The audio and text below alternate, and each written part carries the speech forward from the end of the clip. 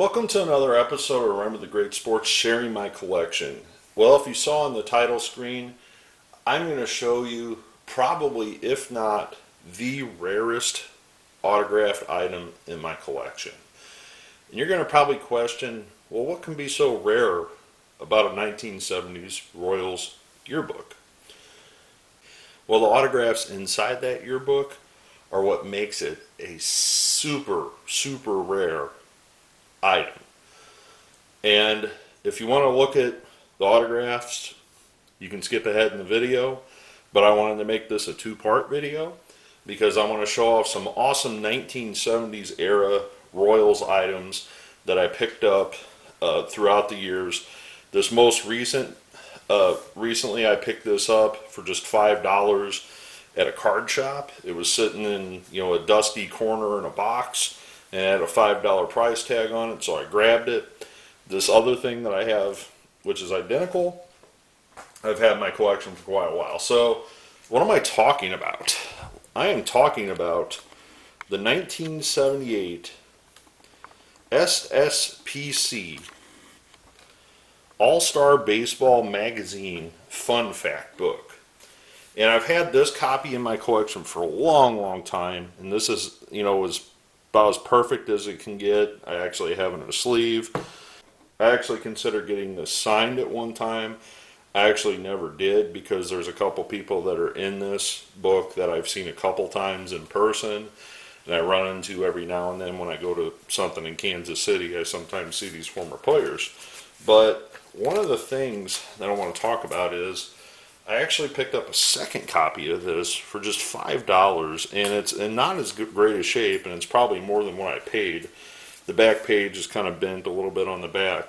But if you look on the back, we're going to talk a little bit about SSPC cards here in a second. But if you look here on the order form, you can order each of these books, each team, and there are 7 teams listed here, for just $2 each.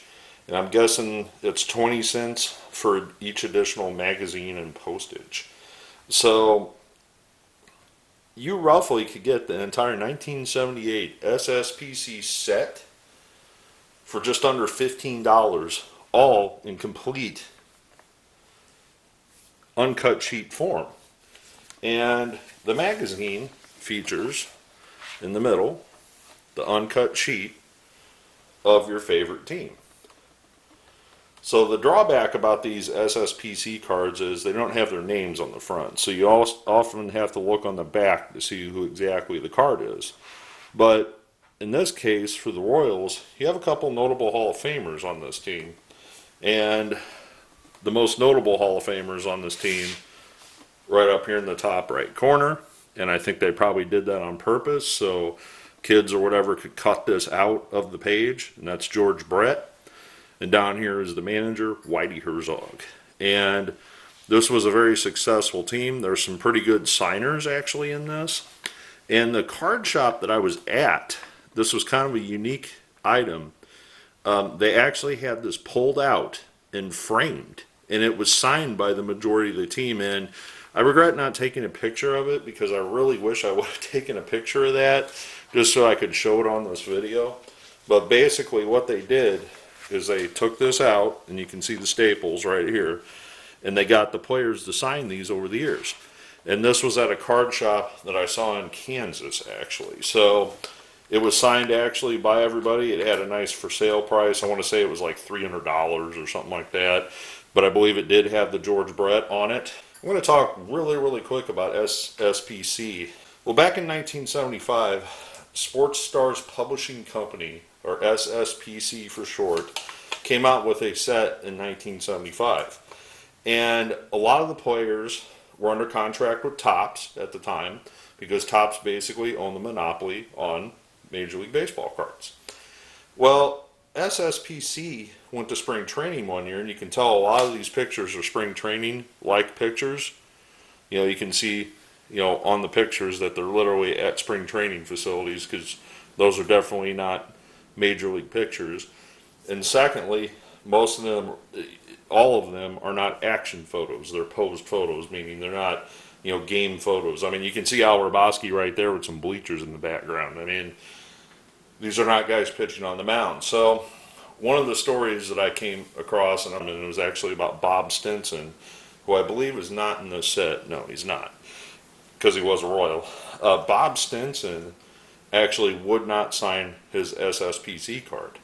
And there's other players that also had that same sentiment because they were not compensated like they were from Topps to sign these cards. So basically they felt these cards were illegal. They felt these cards were not, they weren't compensated, so they weren't going to sign them. And there's still some people to this day that will not sign these cards, that appeared in the set. Now, I'm getting a little off track here, but we'll get back on track. But the 1975 set actually featured some pretty big heavy hitters, okay? Those heavy hitters included rookie cards of George Brett, right up here in the corner again, Robin Yount, and I believe Dennis Eckersley as well. I believe that was an Eckersley rookie, or maybe it was a second year. I'm not sure on that. But kind of a unique set. You could order them by catalog or whatever. I believe, maybe you could get them in a catalog, kind of similar to this right here, this ad. You would see an ad saying, okay, buy all the cards. And then you could order it, and that's how you were able to get those cards. So that was their first approach to this. Now SSPC actually formed the company TCMA as well, and I believe those are TCMA cards right there in that ad. So it's the same company, the same guy, basically, and these were available in the Baseball Quarterly magazine. So they were advertised in there, and you could order these cards in the Baseball Quarterly. Now, this, of course, was a new idea, I believe, for 1978. I don't think they did these any other year. But in essence, this is a unique collectible, and I thought for $5, even in the shape it's in, I grabbed it.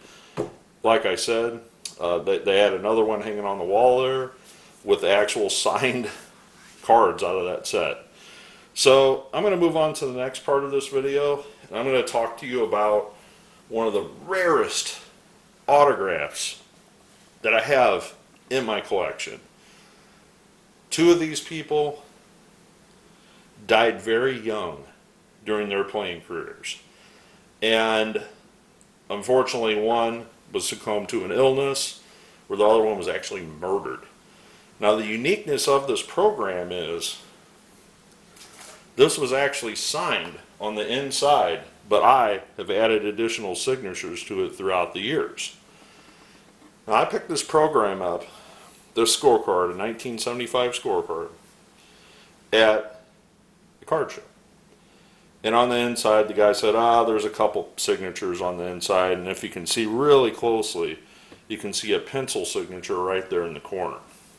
And there's also a signature right here of Steve Mingori, also in pencil.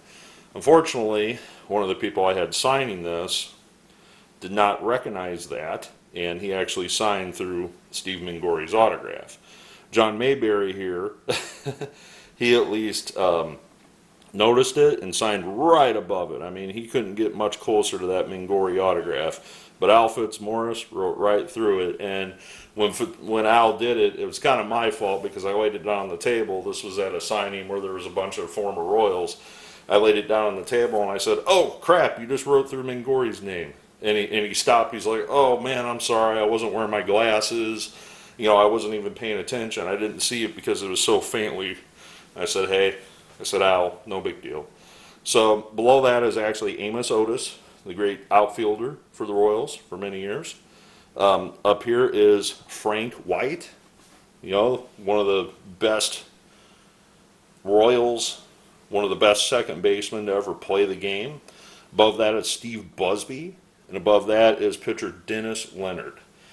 Now you're probably like, wow, that's a pretty impressive Royals, bunch of autographs that you just got the Royals that day.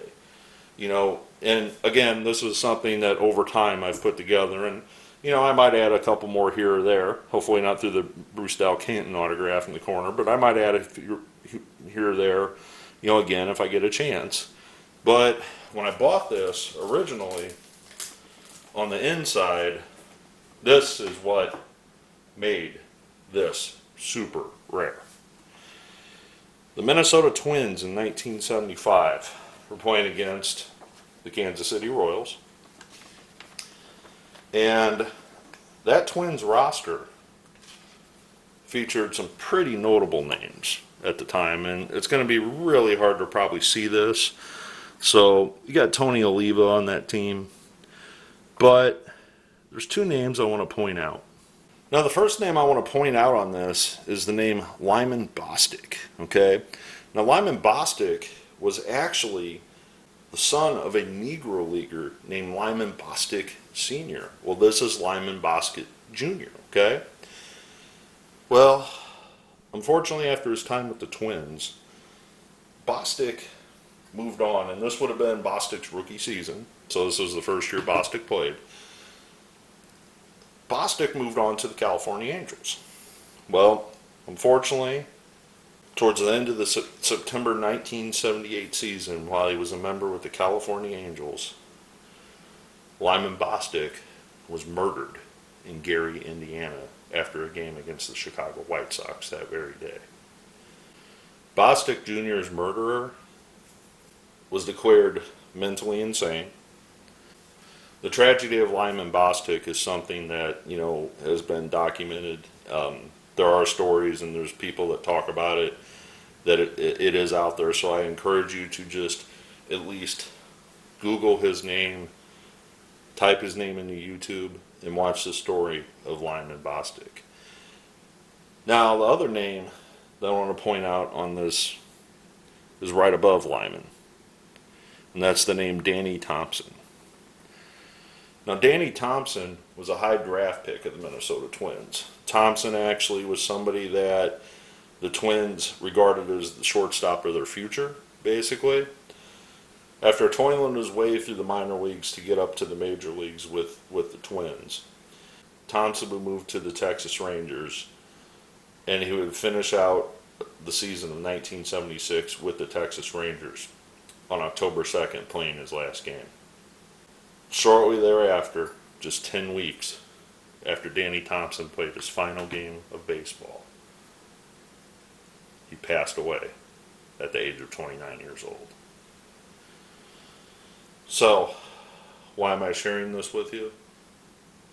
Because on the inside of this program, signed in pencil, is the autograph of Danny Thompson, and above that, Lyman Bostick. There are a couple other autographs on here. Bill Campbell, the former relief pitcher who passed away recently, as well as Phil Roof, who was the catcher on the Twins that year. So as you can see, to the right, the roster to the right here, here's the starting, the lineup roster for that 1975 game against the Royals. And this makes this, if not the rarest, autograph in my collection. Lyman Bostick's rookie season and Danny Thompson's final the last year in the major leagues. Both of these individuals died at such a young age during their playing career that it's almost amazing to find both of these on one item, much less find them individually out there in the wild. So I paid next to nothing for this.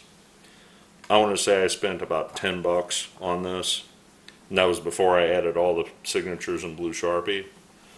And one would look at this and say, man, you're crazy to be walking around with something like that in your hands. Yeah, I agree. I probably ought to retire this one. And unfortunately, there's a couple people that have passed away that have been on the 75 Royals that I probably could have gotten to sign this if I would have went to the right event or the right thing in Kansas City to get signed. But to me, this is a irreplaceable piece in my collection. I thought all of you would enjoy looking at this and sharing the memories and hearing the stories. I also wanted to do kind of the quick rundown of the SSPC magazines. You can find these magazines relatively cheap still. So if you have a favorite team that's listed on the back here, for example, if you're a fan of the Reds, you can find these for about $20 or less. Now make sure if you do buy one that they have the cards intact, because obviously without the cards, it's just a magazine from the 1970s. And every magazine, from my understanding, is identical. It just has different cards in the middle. Okay. But the same inserts, or the same magazines there, with the exception the cover obviously is different on every magazine because it'll list what team it is. So I want to thank you for taking the time to watch. I hope you enjoyed this video. I hope you enjoyed this Royals program that I wanted to share. I look forward to your comments below, and as always, happy collecting.